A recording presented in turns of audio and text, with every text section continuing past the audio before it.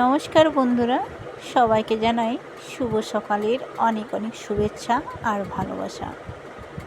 আজ বৃহস্পতিবার, একদম সকাল থেকেই ব্লগটা শুরু করলাম। আর সকালবেলায় দেখুন মেঘটা কতটা ধরে আছে। যদিও বর্ষাকাল, কিছু করার নেই, কখনো আকাশ পরিষ্কার থাকবে, আবার কখনো মেঘলা ওয়েদার। এরই নাম বর্ষাকাল। সব করতে করতে এদিকে চলে এসেছে কলে জল আসা মানেই বাসি কাজ। সমস্ত এই যে বিছানার থেকে চাদর বা কি যে সমস্ত কাপড়গুলো ছিল সেগুলো সব বের করেছি, আজকে কাচাকাচি করব। মেঘলা ওয়েদার বলে তার কাছাকাছি থেমে থাকবে এমনটা নয়, আমাদের ডিউটি সব দিনই একই রকমই চলে। যাই হোক, এই করতে করতে বৃষ্টি পড়ছিল ঝিরিঝিরি করে, সেই ইলশে গুঁড়ির মতো বৃষ্টি পড়ছিল। আমি চলে এলাম ঘরের ভিতরে। ঘরের মধ্যে এসে এখন বাসি কাজগুলো সেরে নিই। প্রথমেই শুরু আমাদের যা ডিউটি, সেটা হচ্ছে ঘরগুলো ঝাড় দিয়ে দেওয়া। প্রথম কাজ আমাদের ঘুম থেকে উঠে ফ্রেশ হয়ে আগে আমরা বাসি ঘরটা সাধারণত ঝাড় দিয়ে থাকি। সকালবেলায় বাসি ঘর না ঝাড় দিলে যেন মনটা পরিষ্কার হয়ে ওঠে না। তো সেই জন্য আগে বাসি ঘরগুলো ঝাঁটাঝাঁটি করে দিয়ে তারপরে আবার মোছামুছি করতে হবে, কারণ আজ হচ্ছে বৃহস্পতিবার। তো চলুন ঝাঁটপাট কমপ্লিট করে আজ আপনাদের সাথে সারাদিনের ব্লগটাই শেয়ার করব। বন্ধুরা, পম্পার কিচেন অ্যান্ড বাংলা ব্লগে আপনাদের সবাইকে জানাই স্বাগতম। আশা করি আপনারা সকলেই ভালো আছেন, আর হ্যাঁ, আমিও ভালো আছি। ঘর দুয়ার ঝাঁটাঝাঁটি করে দেওয়ার পরে এখন আমি চলে এলাম কাপড়গুলো ভিজিয়ে দিতে। কাপড়গুলো যদি না একটু আগে থেকে ভিজাই, সেক্ষেত্রে কিন্তু ছাড়ে একটু অসুবিধা ছাড়তে। তো সেই জন্য দৈনন্দিনের ব্যবহারের যদিও তো অল্পের মধ্যেও বেডশিটটা ছিল, সেই কারণে সেখানে আমি কাপড় জামাগুলো একটু আগে ভিজিয়ে রাখলাম। ভিজিয়ে রাখার পর আবার চলে এলাম বাড়ির মধ্যে। বাসি বেড, সেগুলো তো পরিষ্কার করতেই হবে, কারণ বিছানাটা না পরিষ্কার করলে কোনো কিছুই ভালো লাগে না। তো চলে এলাম, চাদরটা আমি রাত্রেবেলায় চেঞ্জ করেছিলাম, চাদরটা পেতেছিলাম, আবারও টান টান করে আমি এটা পেতে দিলাম। পরিষ্কার করে দিই। আর বিছানার চাদরটা ঠিকঠাক মতো টান টান করে না পেতে রাখলে মোটেই ভালো লাগে না। তো সেই ক্ষেত্রে চাদরটা আগে ক্লিন করে দিলাম, তারপরে তো বাকি সারাদিনই আজকে আপনাদের সাথে শেয়ার করব। তো ভিডিও যদি ভালো লেগে থাকে বন্ধুরা, অবশ্যই কমেন্ট করে জানাবেন। আর প্রত্যেক দিন কি বলবো, একই রকমের রান্না দিই বা কোনো কিছু দিই, তো সেই জন্য মাঝে মধ্যে একটা করে ব্লগ।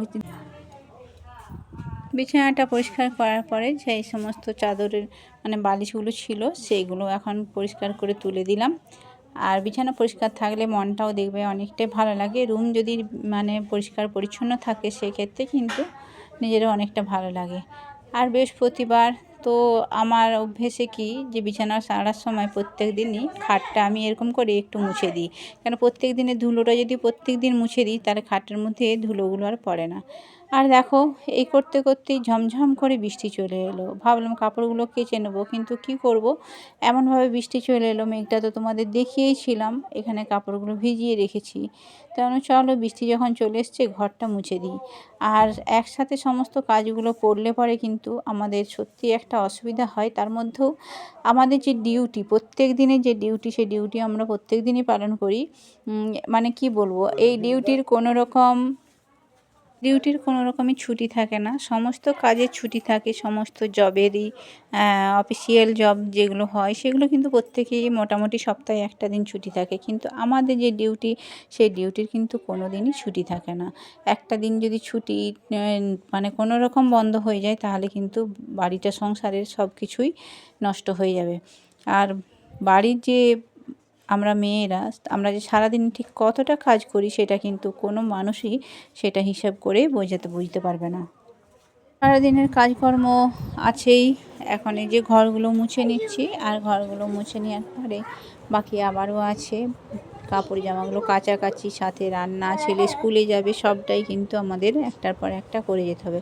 দুটো হাত দিয়ে সংসারে যে সমস্ত আমরা যতগুলো কাজ করি, সেটা কিন্তু কারও সেইভাবে চোখে পড়ে না। সারাদিনের মধ্যে আমরা হিসাব করে কোনো কিছু কাজ হয় না, যেখানে যে এটা দেখতে হয়, সব কিছু কাজই একসাথেই পরপর করতে থাকি।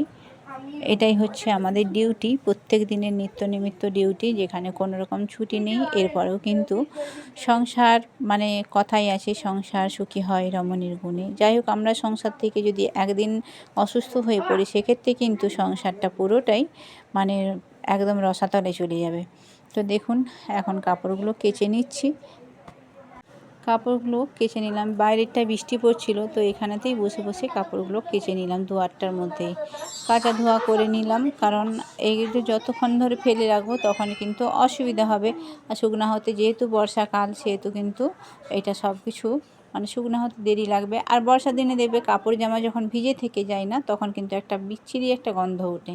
তো সেই কারণে আর বাড়ির ভিতরে যে মিলবো সেটাও কিন্তু উপায় নেই। তো সেই জন্যই ভাবলাম এখন ধুয়ে আর যে দুয়ারের মধ্যে যে দড়ি টাঙানো আছে সেইখানেতেই মিলে দিই। কাচতে কাচতেই আকাশটা বেশ কিন্তু পরিষ্কার হয়ে উঠলো। আর পরিষ্কার হয়ে যেতেই আমি ভাবলাম বাইরের তারের মধ্যেই এখন দিয়ে দিই। তারপরে যখন বৃষ্টি আসবে তখন আবার তুলে নেব। এই বর্ষাকালে ডিউটি হচ্ছে এটা। তো কাচা ধোয়ার পরে দুয়ারটা যেহেতু একটু কাচা ধোয়া করলাম, আর যেহেতু বৃহস্পতিবার ছিল সেই ক্ষেত্রে আমি একটু দুয়ারটা পরিষ্কার করে এক হাতেই ধুয়ে নিলাম। সব কাজটা একসাথে হয়ে গেলে পরে বেশ ভালো লাগে। এরপরে হয়তো স্নানটাও করে নিতে পারবো।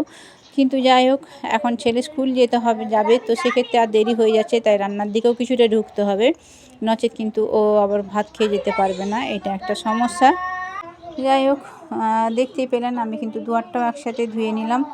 চলে এলাম এরপরে রান্নাঘরে ছেলে টিফিন কিনে যাবে সেই নিয়ে টেনশন ছিল। তো যাই হোক, আমি 2টো রুটি করে আর ভাবলাম ডিম দিয়ে রোল বানিয়ে দিয়ে দিই। আর বাচ্চারা কিন্তু এরকমভাবে রোল খেতে বেশ ভালোই বাসে।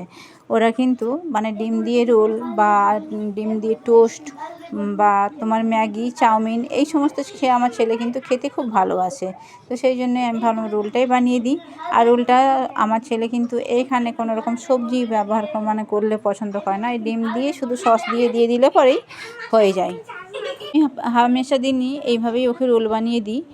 আর এটা হচ্ছে বেশি করে দিতে হয়, মানে বাচ্চাদের বলতে কি সঙ্গে সঙ্গে ওরা কি বলবো বা একসাথে সব বন্ধুরা মিলে খায়, তো সেক্ষেত্রে একটু বেশি পরিমাণে দিতে হয়।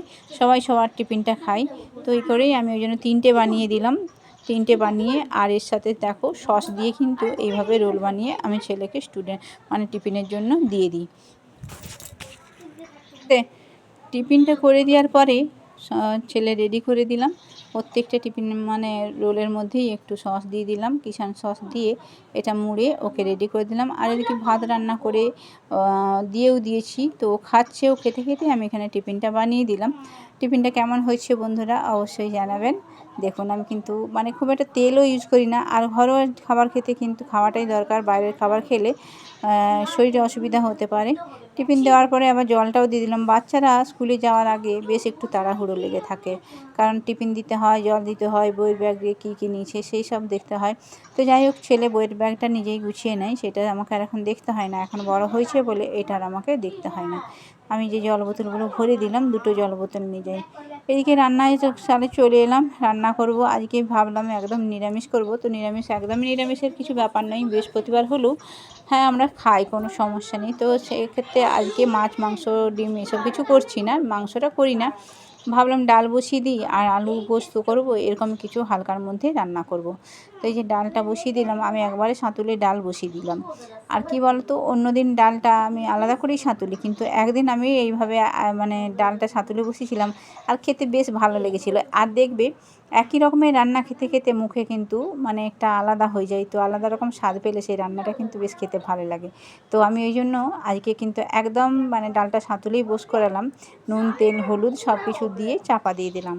আর এখন এখানে রান্না করব এই যে কাঁঠাল বীজগুলো ছিঁচে নিচ্ছি, কাঁঠাল বীজ দিয়ে আলু দিয়ে পোস্ত বানাবো। আর কাঁঠাল বীজ আলু পোস্ত অনেকেই কিন্তু খেতে ভালোবাসে, আর আমি কিন্তু ভালোবাসি। এর সাথে যদি একটু লাল ডাঁটা হয়ে যায় সেক্ষেত্রে কিন্তু আরও বেশ সুন্দর লাগে। কাঁঠাল বীজ, লাল ডাঁটা, আলু দিয়ে একটা পোস্ত বানালে খুবই ভালো লাগে। তো এই যে পোস্তটা এখন বসিয়ে দিচ্ছি। তো রান্নাটা সেরে তারপরে স্নান করব এটাই চিন্তা করলাম, বেশ দেরিও হয়ে যাচ্ছে এদিকে। আর যতক্ষণ না কি বলবো মানে পুজোটা বৃহস্পতিবারে করি ততক্ষণ কিন্তু খেতেও ইচ্ছে করে না, এই জন্য দেরিও হয়ে যাচ্ছে, খিদেও পেচ্ছে।